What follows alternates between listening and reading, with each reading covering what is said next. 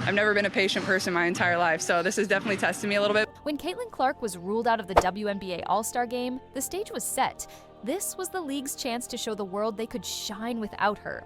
But what happened next didn't just expose the players, it exposed ESPN.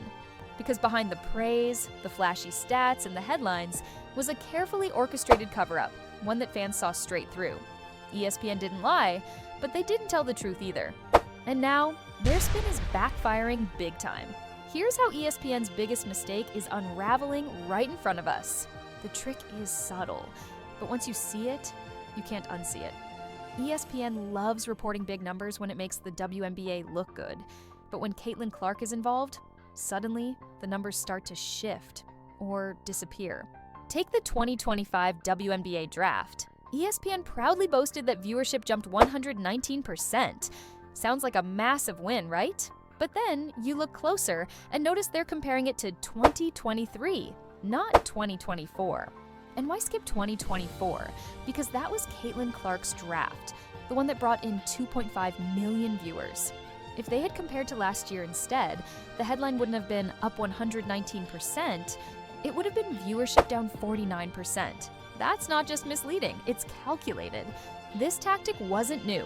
ESPN had already pulled it during March Madness. In the early rounds, Sweet 16, Elite 8, they compared numbers to 2023. At first, that seemed fine.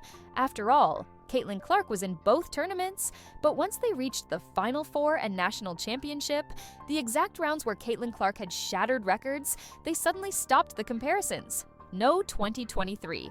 No 2024. Just a vague line. Third highest viewership ever. Sounds impressive, until you realize the two higher-rated games were both Clark games.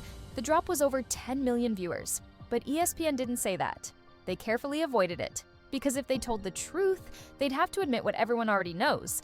Caitlin Clark is the engine behind the ratings surge, and they're terrified of saying that out loud.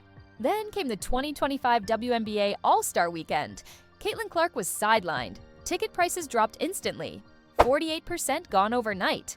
Fans knew the risk. No Clark, no guaranteed bump. But ESPN didn't blink. They started spinning early.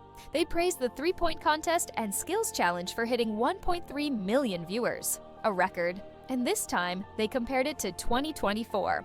But then, when the actual All-Star Game aired and drew 2.2 million viewers, ESPN switched it up. They compared it to 2023 instead of 2024. Why? Because 2024's All-Star Game, which featured Caitlin Clark, brought in 3.4 million viewers. This year, 2.2 million. That's a 36% drop, 1.2 million fewer viewers. And instead of saying that, ESPN called it historic. They thought no one would notice, but fans did, immediately. Across social media, Caitlin Clark's fans pointed out the inconsistency. Why compare one event to 2024 and the next to 2023? Why avoid the most relevant comparison? Because if ESPN had been honest, the headline would have been, All-Star viewership drops 36% without Caitlin Clark. And that would have exposed everything. Instead, their spin triggered the Streisand effect, when you try to hide something and end up drawing more attention to it. Suddenly, more people were talking about what ESPN didn't say than what they did. And it's not just ESPN playing defense. The entire WNBA ecosystem, players, media, league officials, is doing everything it can to downplay Caitlin's impact. When she won Time's Athlete of the Year, the backlash wasn't about her resume, it was about how everyone else deserved it too. Some players wanted the entire league to be on the magazine cover, as if Caitlin's individual success somehow needed to be shared. When other stars got featured, nobody asked for group photos.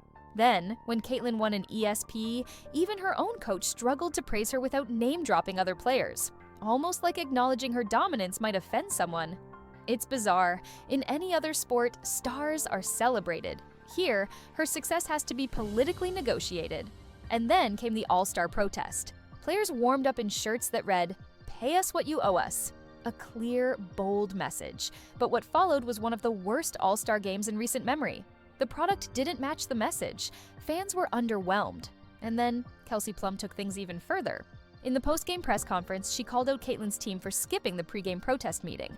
It wasn't subtle, it was personal, and it happened in Indianapolis, Caitlin's home market. Instead of uniting the league or praising the sold-out crowd, Plum threw shade. And it backfired badly. Even NBA veteran Stacey King called it out. Some of these girls are really petty, and it's hurting their league. He wasn't wrong. Here's what ESPN and the league can't spin. When Caitlin Clark plays, ratings explode. Her games against Chicago, New York, and Connecticut all pulled in monster viewership. 2.7 million, 2.2 million, and 1.7 million viewers, respectively. So, let's do the math. If Caitlin had played in the All-Star Game, actually suited up, not just sat on the bench, the viewership likely would have passed 4 million. That's not just a 36% drop from 2024. It's a 50% loss in potential viewership. That's how powerful her presence is, and that's why ESPN's attempt to hide the truth only made it more obvious. Even without her playing, the 2025 All-Star Game was the second most watched in WNBA history. Only the one Caitlin did play in did better. So instead of spinning, instead of hiding behind selective comparisons, just say it. Because of Caitlin Clark, the WNBA is growing.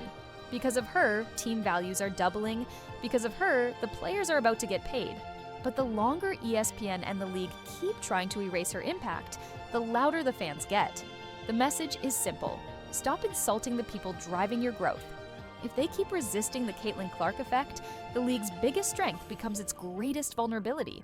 Because right now, she's the only reason most of these fans are watching. The players want bigger contracts, the league wants historic TV deals, the media wants a headline. But let's be honest, none of that happens without Caitlin Clark and the fan base she brought with her. This isn't just about stats, it's about impact.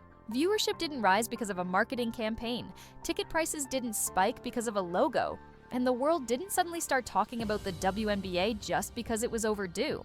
It happened because one player made people care. And when she's not on the floor, everything changes. The numbers dip, the buzz fades, the spotlight dims, and no amount of spin from ESPN can change that. So instead of manipulating the narrative, just tell the truth, because the truth is powerful. Because of Caitlin Clark, the WNBA is on more screens, in more headlines, and in more conversations than ever before. Because of Caitlin Clark, little girls are showing up in droves. Because of Caitlin Clark, even NBA fans are finally tuning in. And it's not a bad thing, it's the best thing that's ever happened to the league, so stop pretending it's not.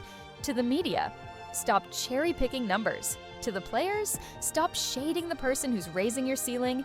And to the league, stop biting the hand that's feeding your future.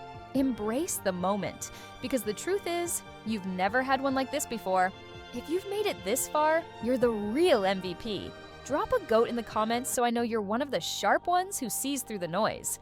And hey, if you're tired of the gaslighting and ready for real WNBA coverage, hit that like button. Subscribe for more Caitlin Clark content, honest takes, and breakdowns the mainstream media won't give you. Because around here, we don't spin, we speak facts. See you next time.